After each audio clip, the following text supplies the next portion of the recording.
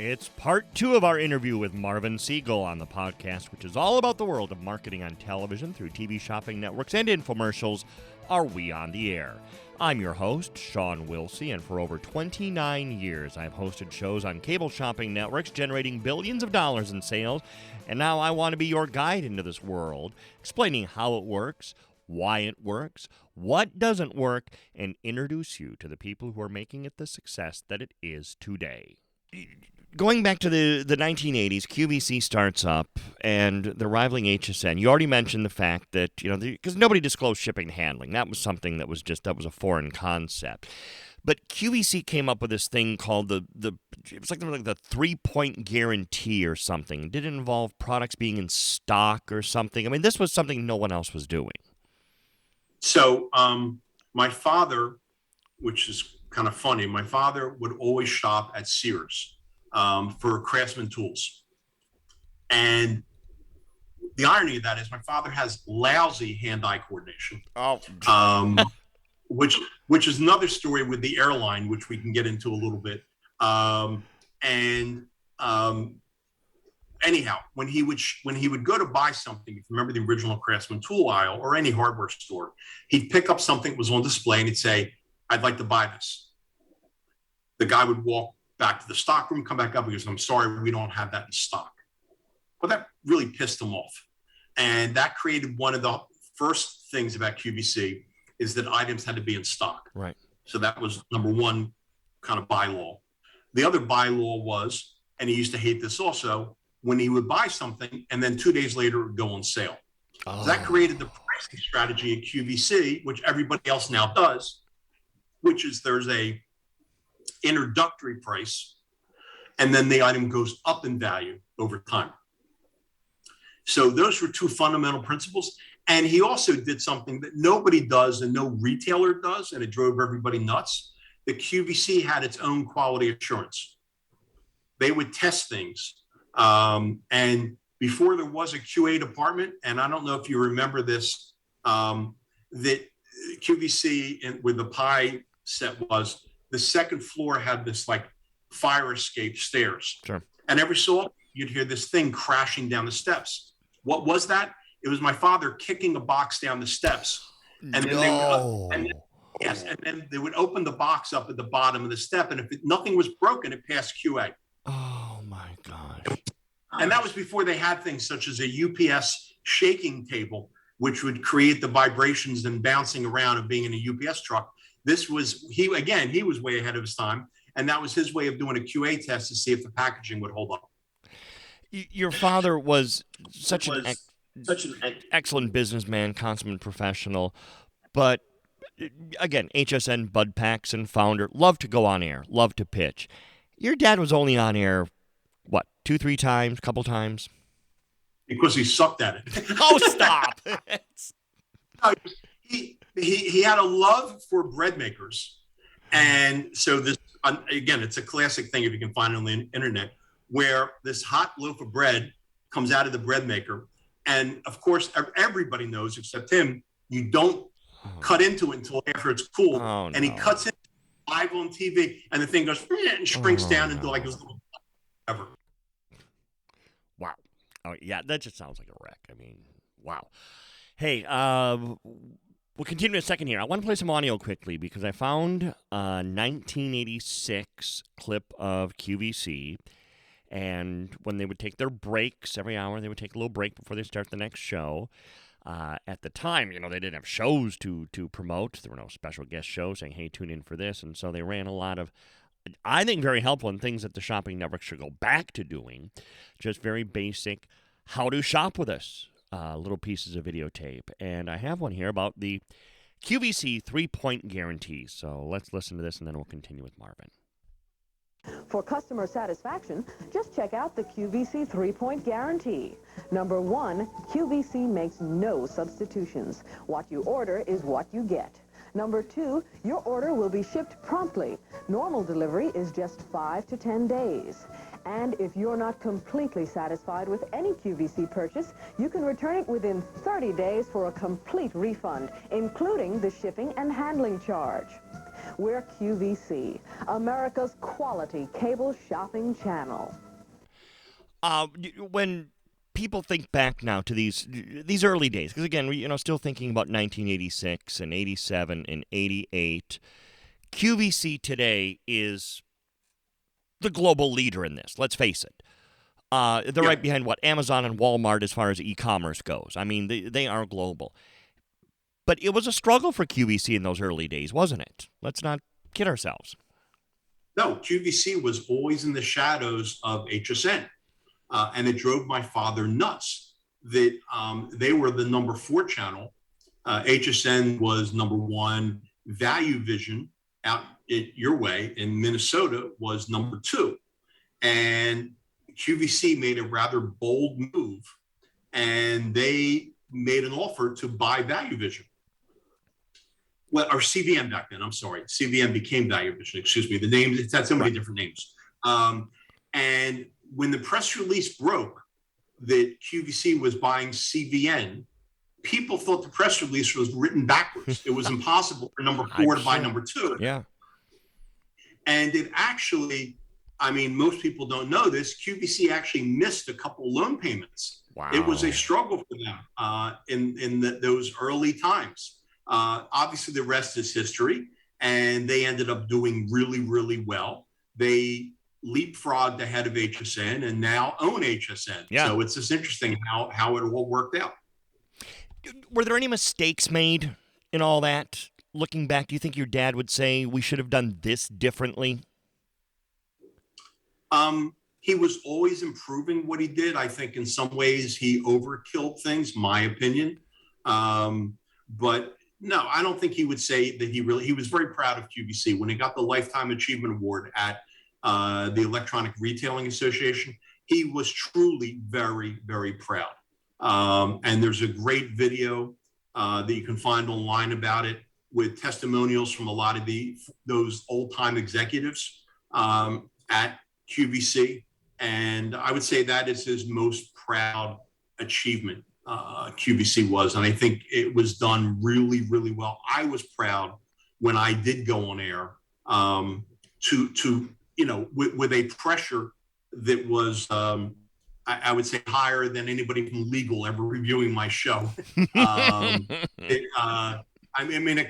quick story. And again, there's so much stuff we can talk about. So the first time I was on air, it was with Dan and Pat on the morning show at Light Bites. Oh, yes. And there's another whole story with that. My father actually found them. No, he didn't find it. It was given to him when he was vacationing at a spa in Hawaii. And the PR person at the spa knew the creators of the product, gave it to my father and said, I think this would be good for QVC. What is a light bite? Let's explain what a light bite is. Light Bite, I'm sorry. Thank you for that. Light Bite was a bar that when you ate it before, I feel like I'm going to start doing the show again. Go. When you ate it about an hour before a meal, it helped you feel full. And it had a blend of vitamins and herbs and nutrients that really helped your body kind of feel full. Really, so you ate less later. That was the whole concept of a Light Bite bar. I mean, to tell you it was huge. I mean, it did about 10 million a year in the US and about 5 million a year in the UK. Absolutely an amazing product. I am still friendly with many of the success stories that were on air with me. And what I mean by that is I kind of did a little bit of a Richard Simmons, except I didn't wear little sequin shorts and a tank top. Oh, thank God, Marv. But I would bring people on with me for the anniversary show. That was a great time with Light Bite. I go in there for the first time and I sell out with Pat and Dan on the morning show. Right. And it was the original pie set that spun around and the line producer was right in front of you. Yep. I stepped off the set. As I'm stepping off the set, the line producer hands me the phone and goes, "It's your dad." No. Wait a minute. I get on the phone. My father had a very gruff voice, and my father goes, "Hi, Marvin's dad." I go, "Yes, Dad. Congratulations." I said, "Thanks, Dad." And this is classic. He goes, "I just want to let you know that they spelled your name wrong. You should ask them to fix it." Wait a minute. Shawn, wait a minute. You got to hear my response. I don't know how I had the guts to do this. I said, "Dad, it's your last name. It's your company. Fix it." And I hung up the phone. God bless you. Oh, that's fantastic. For those that don't know, again, because you just made reference to the pie set, this was back before the studios that they're in right now that they moved into in, 97, 98, somewhere in there. And it was, their whole studio was basically just one turntable that was, divided into 3-4 sections. Which was brilliant. And again, you have to watch the movie Joy and you'll see it. But basically, the 3 cameras, which most of the shoots are 3 cameras. Right. And the 3 cameras basically could stay in position and the set would rotate and lock into those 3 cameras. Think about the brilliance of that idea. Yeah. Right. And you could set up on the back of the pie or one corner and they'd yell rotate and then it would pivot and it would come into the perfect shot for those 3 cameras. Now you think about it, there are 36 robotic cameras on the floor. Wow. Which is somewhat of overkill. Yeah. But anyhow, it's working for them. It would be equivalent to basically just, like a soap opera, bad example. There's not many soap operas left on TV, but it was like, because you had one set that was a living room, one set that was, outdoors and all this. So it'd be like if they could just rotate the soap opera set around and shoot it with the same 3 cameras, but no, they can't. They have to have all those different setups. It really was a brilliant idea. QVC invented so much under your dad's watch. Like, for instance, every network now has some deal that they launch at midnight. It's their biggest deal of the day. Nobody had a TLV until QVC launched. Yep. Why is there a TLV? The today's special value, and everybody calls it something different. Today's special value was done because they had a lot of one product, and they were like, "What do we do with it?" Well, we'll call this today's special. Well, when do we launch it? And I find that amazing, by the way, that they trained the consumer to stay up till midnight to see what that value was, which is insane when you think about it. Yes. And quite frankly, again, we'll get to this later. In the concept we're doing as we merge our companies together, I plan to do something on a Monday at 9 a.m. to counter program the major shopping channels. Because I'm not going to make them stay up at night. I know Monday morning, they're getting the kids off, 9 o'clock. Here's the item. Boom, done. No, I'm with you. I never understood that. People, I've always been an early bedtime person anyway, so that is just that's ridiculous to think that people are staying up that late, but they do. When we talked a lot about the QVC guests, because now, and when I started in the industry, you never had a guest. QVC started, you never had a guest. Now every show is guested. Is the guest more important than the host these days? Really good question. I actually think, and this is where the shopping channels, in my opinion, haven't really pivoted yet. I think what's even more important than a guest is an influencer, which nobody's using in TV shopping. That's a big, and I don't know. I'm not saying they're going to go out of business, but I'm saying that they're really behind in terms of kind of embracing that whole concept. I mean, you pick a major beauty brand as an example. I would take the beauty brand and I would take the beauty owner and I put them off to the side. I would have the 2-shot, which for those that don't know, it's the host and the guest.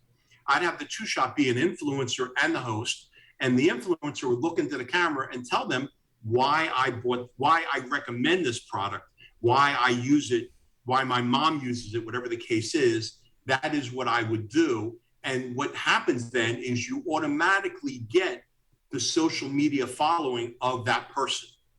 And I will tell you, because, some will look me up and know that I almost tried to buy what was then known as Evine in the Midwest.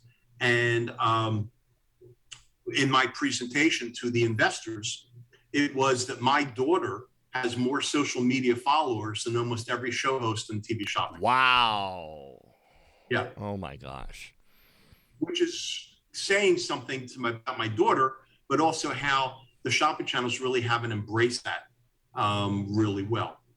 And this goes into the whole, because this industry is 30 plus years old now. and hasn't changed.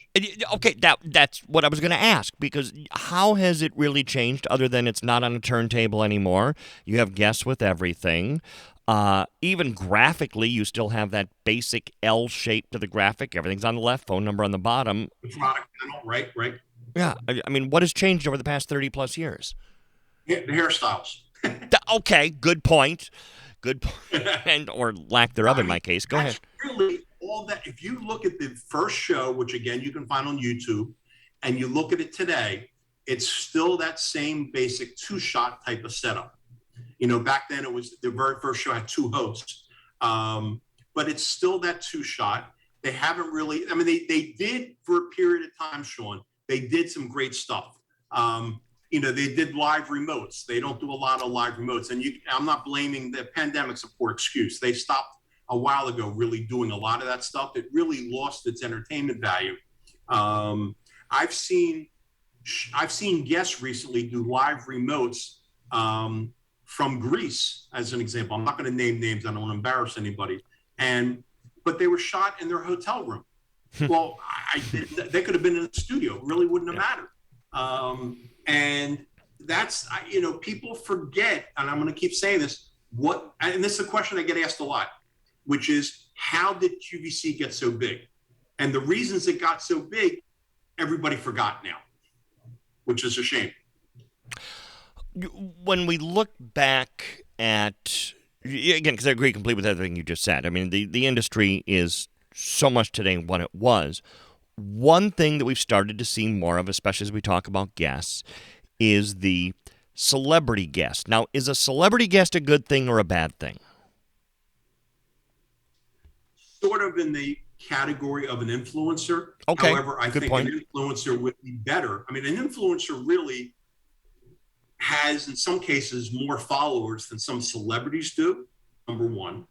And an influencer, by what they do, can bring more eyeballs with them, just like a celebrity can. I remember, and my father was still chairman of the board at the time, when Jessica Simpson came on QVC with her sugar-based body lotion. And the concept was, and I'm not making this up, you could lick it off your significant other. Okay? Of course. I thought my father was going to have a heart attack. Okay, now they had, as I understood it, they bought enough product for about a 2-hour show. And in 20 minutes, they sold out of everything. So what did that prove? That proved that the proper celebrity / influencer can bring an audience that would not normally come to the channel for that. That's, to me, what I describe as the difference. If I'm walking down a mall with my wife, I'm being stereotypical for the moment, so forgive me. I'm probably going to, as we're walking down the mall, I'm probably going to walk toward the Apple store and go in there to see what's new. My wife is going to walk toward a shoe store. Okay. QVC is basically that virtual mall when every hour changes. That's what makes it, unique. But it really has not changed anymore. The influencer is not bringing in, because they're not using them. They're trying, but they're not really using them the way they should be, and bringing that audience with them. And the other thing, it's really interesting. I don't know if you ever thought about this. Think of the top 3 viral videos for the last couple of years, Shawn. None of them came from a true influencer. They didn't come from a Kardashian or anybody else. Think of the guy on the skateboard drinking the cranberry juice, right? It's a nobody. And that's what's interesting about today's world. That's what makes it such an interesting dynamic, what actually works and what really can explode at that point, whether it's a stupid cat video or whatever it is, that it's stuff like that really kind of grabs an audience and makes them tune in. And that's what's missing. I go back to the word games and the lucky number games. There's not a reason you're not going to be entertained. I used to love, I can't remember his name right now, from Boyd's Bears. I can't think of his name right now. No idea. But I used to watch Boyd's Bears. Why? Because he was hysterical. I mean, I used to call him the Howard Stern of QVC. Oh, that's good. I mean, I remember him doing a show with Mary Beth Rowe, who's a borderline nun. And I'm saying that as a compliment. I know her. I love her. Yes. Right. And I remember a caller calling in, and I remember this like vividly in my brain. And Mary Beth says, I understand you're brand new to QVC. So, and again, I can't think of his name right now. He says, oh, you're a QVC virgin. Turns to Mary Beth and says, where did you lose your virginity? Oh, I thought she was going to fall off the my, chair. no. Oh, bless her heart. You know, but that was entertaining. You know, it was funny. You remembered it. That would have been a viral moment if there were viral moments back then. Oh, that is so good. You know, Right. it's the more I think about this, and again, I, some of the things about your dad I still want to ask you about, but we're on this path here now, is because a few weeks ago, as we're recording this, it was just a couple weeks ago, Dolly Parton was on HSN and broke all the records for selling a fragrance, and God bless her for it. I love her. She's a talent. She's a celebrity endorsement of a fragrance, which people have always said is tough to sell on TV. Is the generation that's buying that just giving up on TV shopping? I don't know a 25-year-old who's gonna buy a Dolly Parton fragrance just because Dolly Parton's on TV selling it. So that's a great question. After there was the hostile takeover of what was then Shop NBC, and my department got cut, it's a whole thing. I was still in Minneapolis for a little bit, and I was there having coffee with one of the TV sales managers. It's a great it's a story that backs that up. And he was there with his girlfriend, and we're having coffee, and I'm talking about my vision for the future, which, by the way, is kind of still the same vision for where I'm going. And as we finish our coffee and we finish my concept, because I wanted him to work for me going forward, his girlfriend turns to me and holds her phone up. I'm going to grab my phone for a second. Holds her phone up and says, you know, Marvin, I think you're right, because I don't, and her boyfriend worked at the channel, said, I have never bought anything from a shopping channel, but I just bought this dress, pointing to a dress that an influencer was talking about. See? And that sums up exactly what you just talked about. That's where the difference now is. When we look ahead 5 years, 10 years, because I mean, it's fact. I've heard this because people have said to me since the year 2000 with the internet. It's like, well, internet's here. People don't need TV shopping. It's going away. TV shopping was able to adapt. They were able to pivot a little bit. But now you have people cutting the cable. Now you have people who don't care at all about sitting in front of their TV watching it. So how does a QVC or an HSN adapt to that? Or do they? Or is it up to people like you to come up with the next idea? I think that the nails are starting to be put in the coffin for what we're still calling TV shopping. Think about it. What size TV do you have in your home? It's 60 some inch. I don't know. Okay, fine. So, but you still refer to it as a TV. Yeah. Here's my point. It's not a TV. It's a computer monitor that you're feeding information over broadband, over the internet, to that TV. Good point. That's why it has the name Smart TV. I have not been connected to cable in probably 3 or 4 years. I received everything over the internet using Apple TV and various other streaming services. And I believe that is the future. I also believe, and this is a big pivot, that the future is going to be based on what I'm calling content shopping. That you are watching content, and while you're watching the content, when you want to engage, you can say, gee, I really like Shawn's black t-shirt. And you can click on it, and in a sidebar along the side, it'll put information to buy that. I can also click on you. It'll say, like Shawn, follow Shawn. It can click on your watch. It can click on your ring. It can click on your headphones. But the consumer gets to engage when they want to. Meanwhile, and that would be the version of your podcast, you know, if I could snap my fingers, that everything you and I are doing right now, they can buy this this Pilot pen. I mean, everything would be available for sale. If I'm going to go backwards, and you remember the show, and I was ahead of my time then. You remember when I brought Griot's Garage to Shop NBC? I loved those shows. Yes, I adored hosting those. Okay, great. great company, still in business today.